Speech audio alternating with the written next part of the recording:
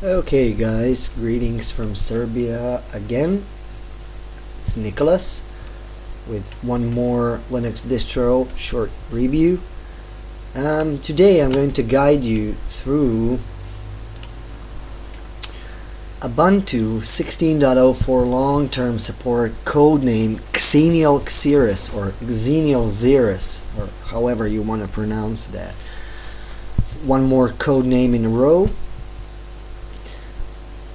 My favorite with Ubuntu are actually long-term supported distros. I like to feel safe and I like to feel, that everything is well supportive for some period of time, at least so that you can really relax and just receive your updates. The reason why I transferred from Windows to Linux completely was really after I met my first love. It was desktop Ubuntu 64-bit version 8.04 LTS, and it was with the GNOME 2 desktop or with the GNOME desktop. I really don't remember actually, but it was a really nice distribution and it was working so stable, and that was actually my first transfer from Windows to Linux. And during this period of time, it's getting only better and better. Voila! Standard Unity desktop, but as you can see on the sidebar here, I like to add my own applications, like everybody else. For internet, I like to use for browsing, I like to use Google Chrome, Skype for peer-to-peer communication, right?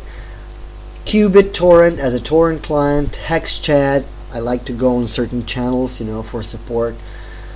My favorite multimedia player is SM Player for movies and stuff, Viber of course.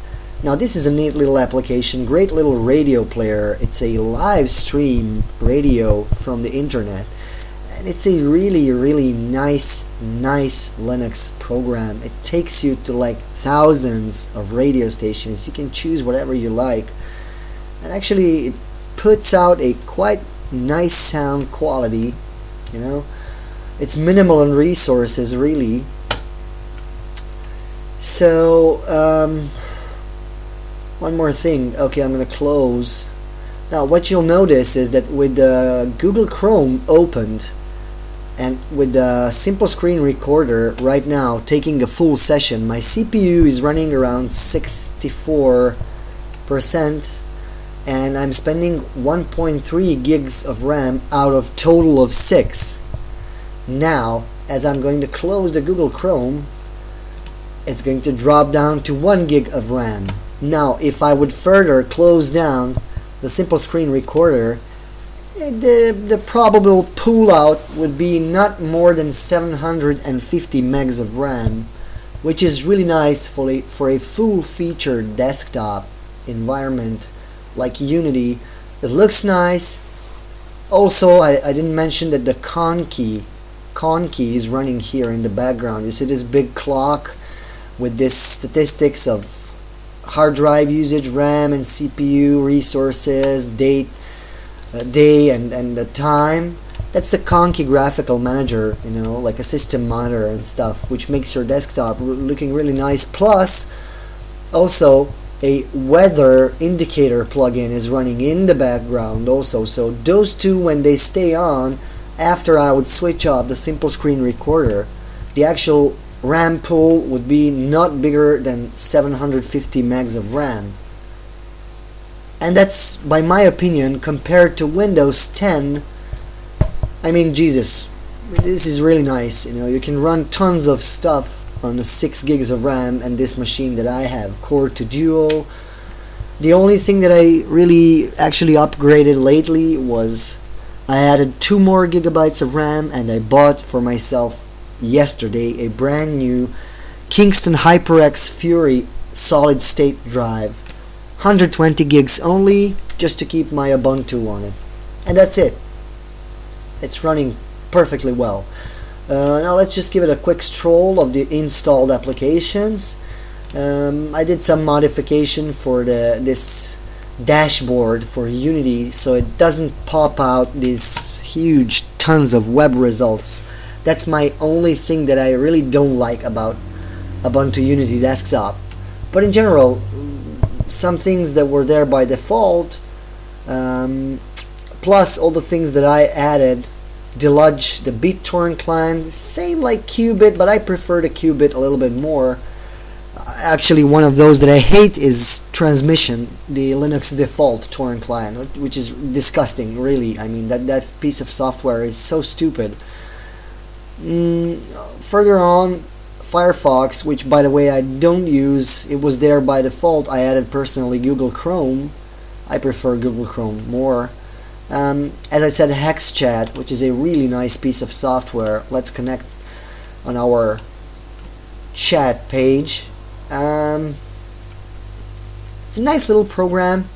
It's always going to offer you some possibilities when you get registered. Okay, so you want to join this channel automatically. Channel called Ubuntu. So here you can talk to people, be nice, ask for some help. You know, if you need it, just type in, I have problem this and this. Does anybody know the solution? What to do? I'm a new guy, for example, never used Linux before, and etc, etc, etc. Let's minimize that.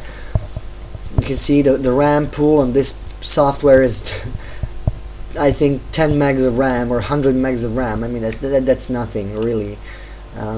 Let's close that. Okay.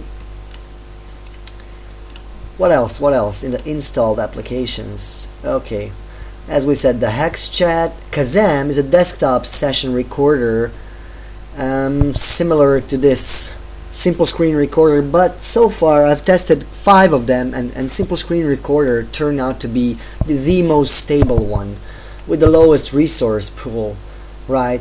Of course, there's the proprietary NVIDIA driver settings, which I really like.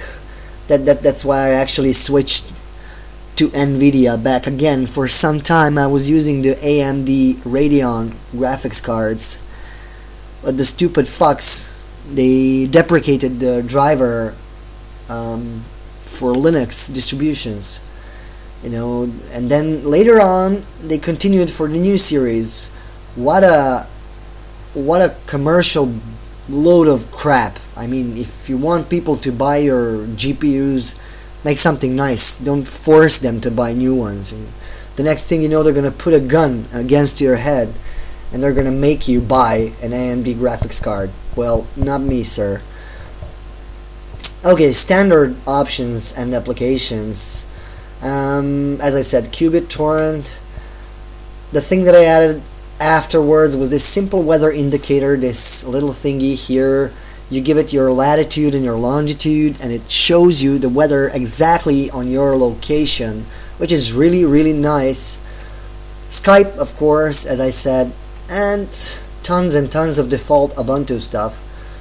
Look at the size of the Viber icon. They made a little bit of, you know, miss out. The Voco screen, one more screen recording software, which I also tested. It works nice, but not so nice as the Simple Screen Recorder. Now this little piece of software, WinFF, it's a file video converter, and this one is full of options, people, and it's actually working really nice. I mean, check out the options for converting files. There's like a million of options, and for outputs and presets and stuff. Presets. And so, my advice to people who have a normal resources available on their desktop computers, try out the Ubuntu. I think that a lot of you people will find out that it's really user-friendly, and it's a really good thing to start using Linux and get rid of that boring Windows. I mean, those guys have went really over the line. For any questions that you guys have, feel free to comment on the video, or just, you know, email me or find me on Facebook. I will be glad to help. I have a lot of experience with Linux. I always do these short reviews, and I only handle problems if someone gives me a certain and specific question, you know. Then I'm willing to find a solution and present it to you. So, folks, enjoy it. If you like the video, thumbs up of course, and subscribe. Until the next time, ciao ciao.